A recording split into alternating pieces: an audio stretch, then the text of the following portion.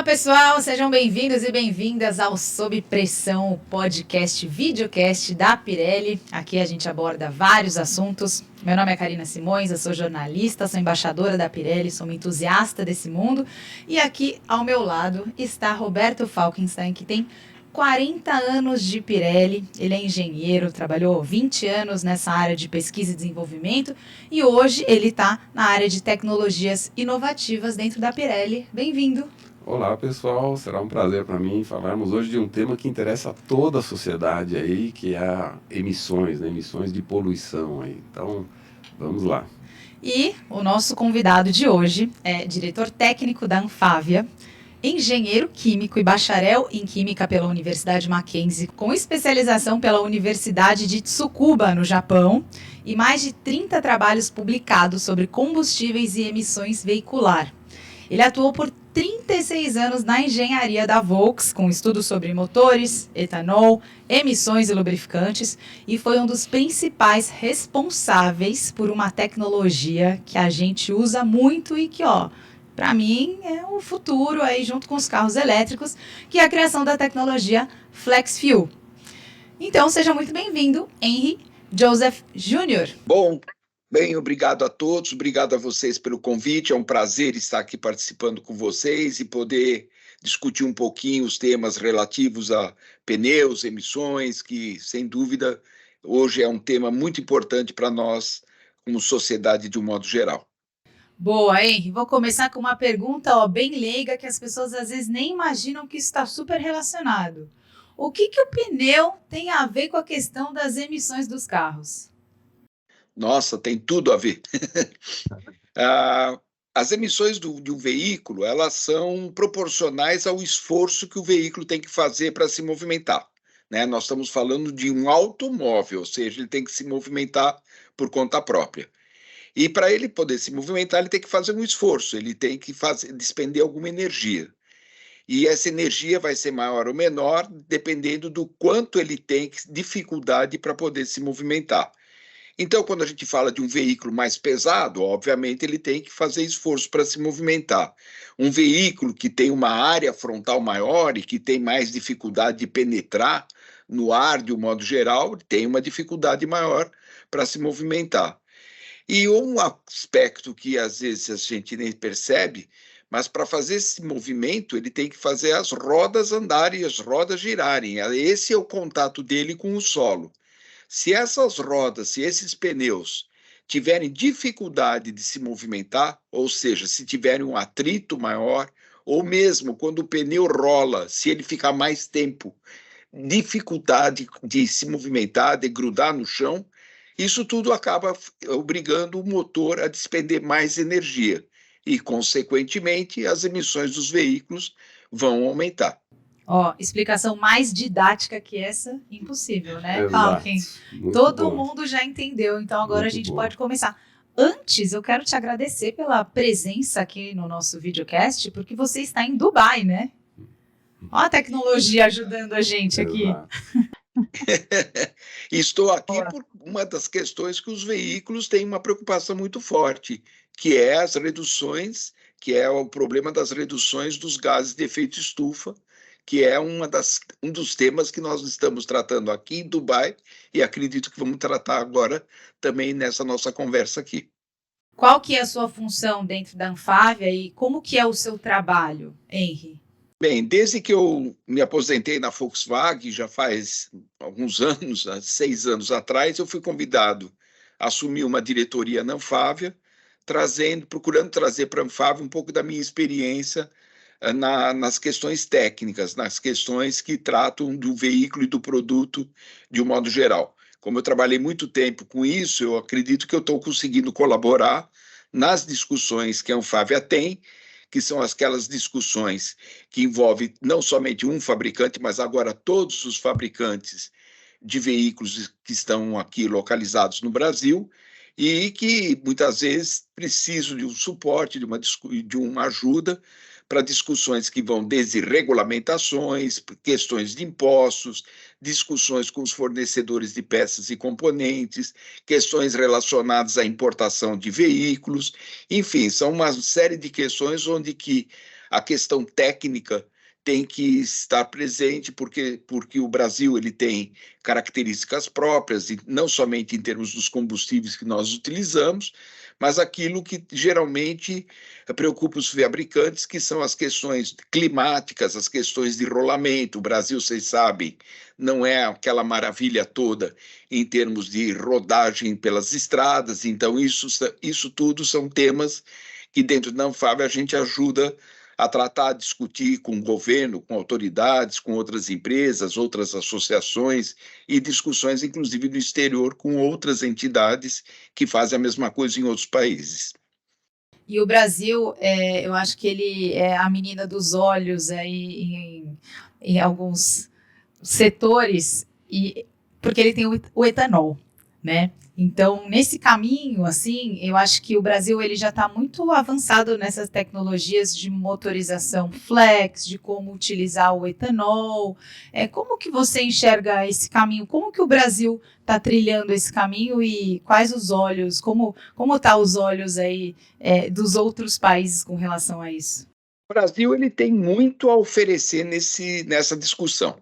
Eu acho que nós temos realmente uma posição muito privilegiada, porque o Brasil ele tem uma matriz energética muito limpa, né? Tanto a nossa geração de energia elétrica, que é primordialmente feita através de hidrelétricas, e agora também está aumentando muito a geração eólica, solar.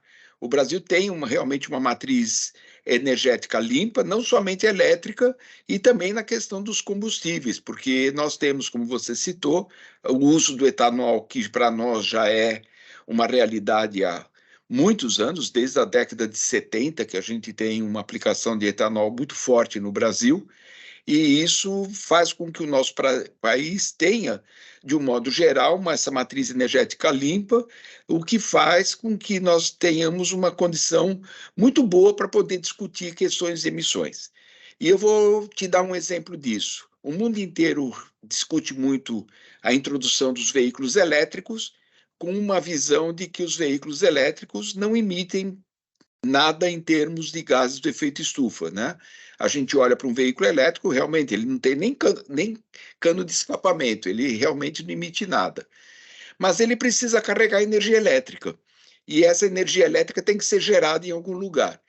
E muitos países geram essa energia elétrica de uma forma bastante suja, né? Mesmo países europeus de primeira linha, e mesmo a China, que hoje é o grande expoente mundial na produção de veículos elétricos, geram energia elétrica a partir de combustíveis fósseis, carvão ou derivados de petróleo.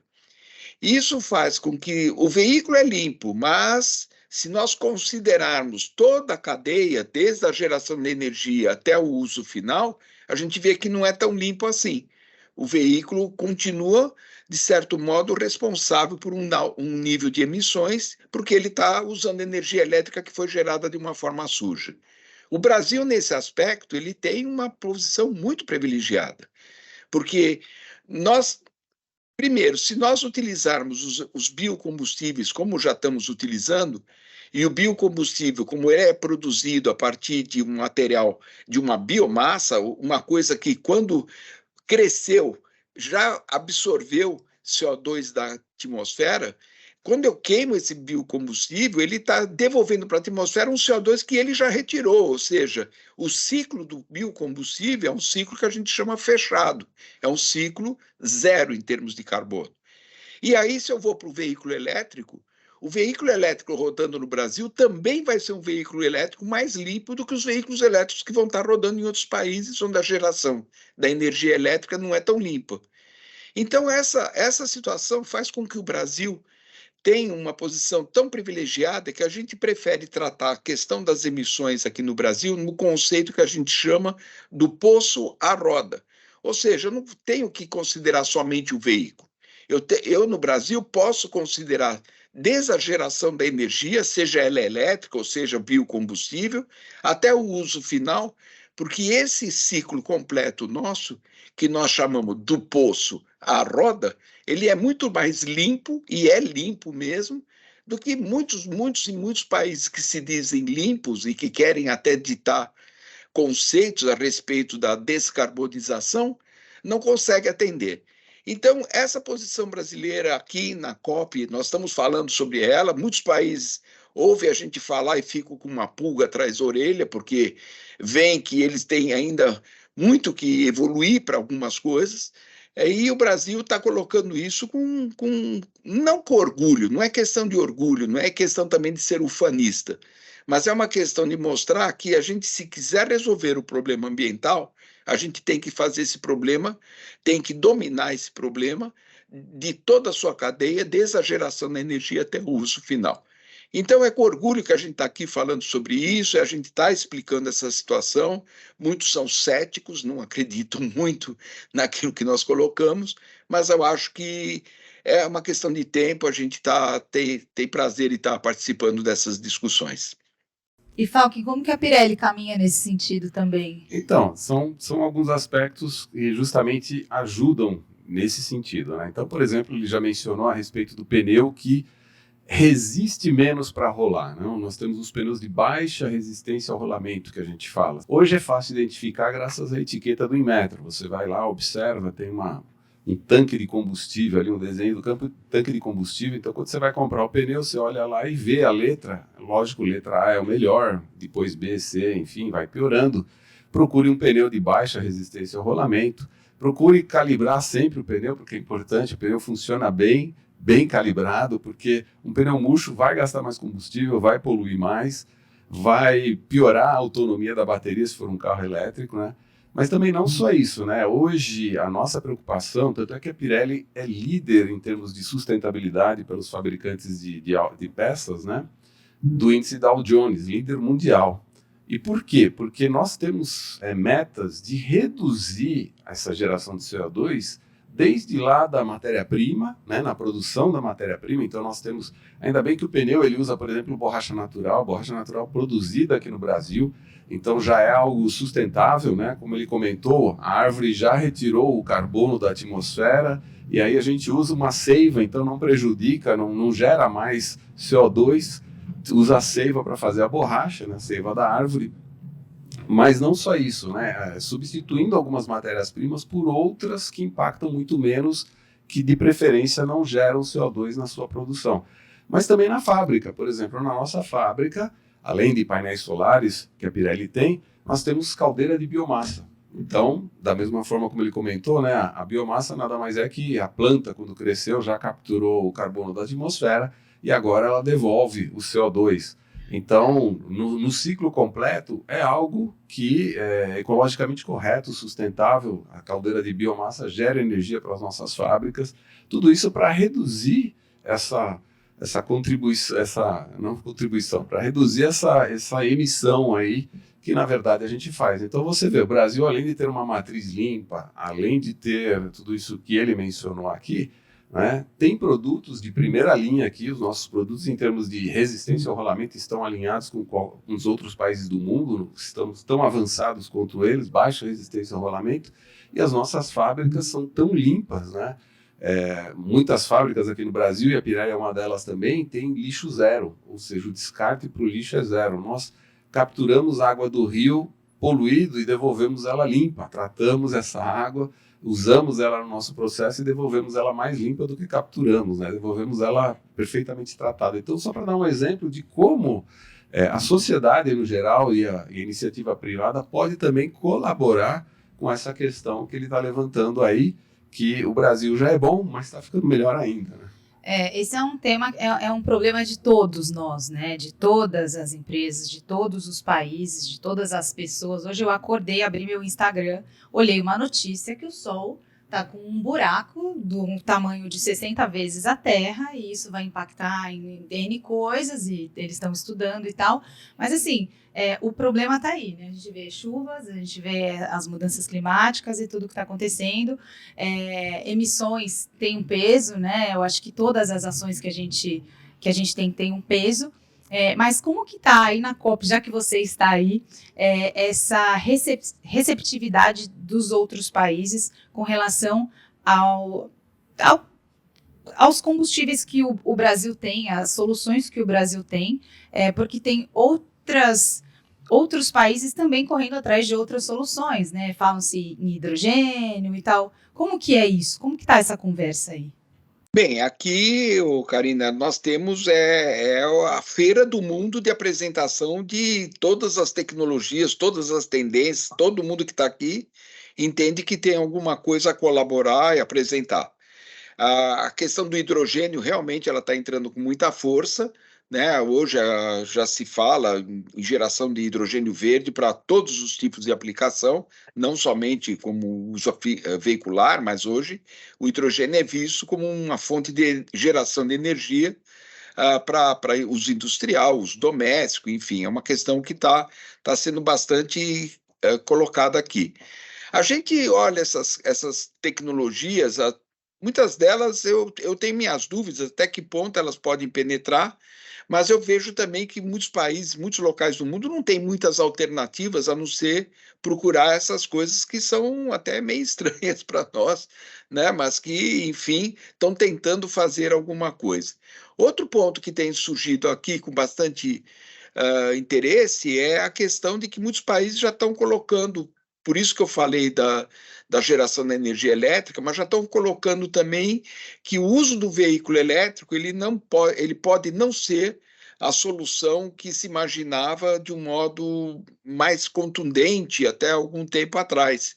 Hoje já se vê que é uma solução que a médio prazo ela pode não resolver aquilo que se esperava. A questão não é os veículos novos, a questão é os veículos velhos que já estão rodando, como fazer com que essa frota que está rodando ela seja substituída, né? A gente fala, que maravilha, vamos fazer todo veículo elétrico, mas até substituir a frota que está na rua, são anos e mais anos até se conseguir fazer isso, e assim mesmo um custo, um preço que tem que ser melhor discutido. Então, esses pontos hoje estão sendo colocados aqui na COP, e a gente vê que a COP está muito assim, me parece, num momento de reflexão em cima daquilo que se tinha como certezas e aquilo que se está vendo conseguir nesse tempo. Então, está se fazendo uma reflexão forte. Eu acredito que os resultados que vão sair da conferência em si, que é uma conferência de países, então são governos que estão assinando um acordo, ou que vão assinar um acordo, eles podem não ser aquilo que se imaginava, mas eu acredito que vão apontar um futuro um pouco diferente daquilo que se imaginava.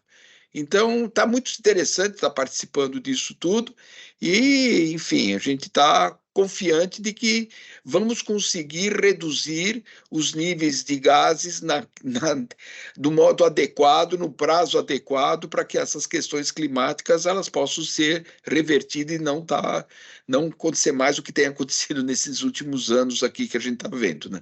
Sim, e a Pirelli como fabricante, seja o elétrico, seja o hidrogênio, seja o etanol, tem que sempre estar em busca dessas tecnologias para atender os pedidos aí, né, da indústria e do que é negociado aí nesses tratados, né?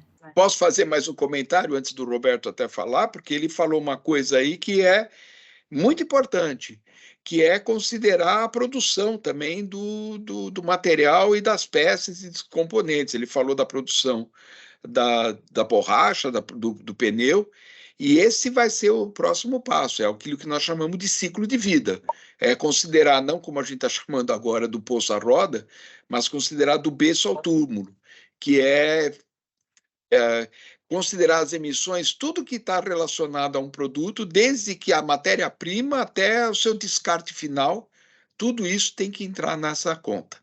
Um ponto dos elétricos é justamente também o descarte das baterias, né? A gente vê principalmente nos Estados Unidos, frotistas que usam carros elétricos ficam 3 anos com o carro, 4 no máximo, e já passam para frente, porque com 8 anos ali a bateria perde a garantia, ele já vai ter que trocar, e aquilo acaba virando uma sucata, né?